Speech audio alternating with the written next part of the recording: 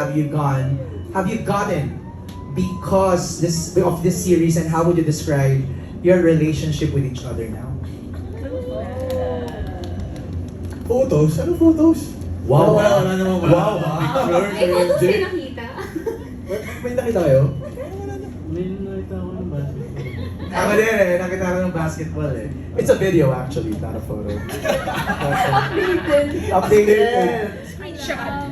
Pero, I mean, kita naman din na we've gotten closer na, Okay. and everyday mas nakikilala ko pa siya. Ginagamit ko lang yung mga sagot ng idol ko dito sa tabi ko si Justin Yu.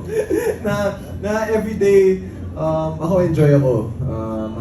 Having to, get to know her again day by day. And just, even pag wala kami sa camera, pag wala kami sa in front of the limelight, it's just nice to get to know who she really is. AZ, you want to respond to that? I agree. Ako, he said it all na, but yung dadagdag ko na, I'm happy with whatever's happening.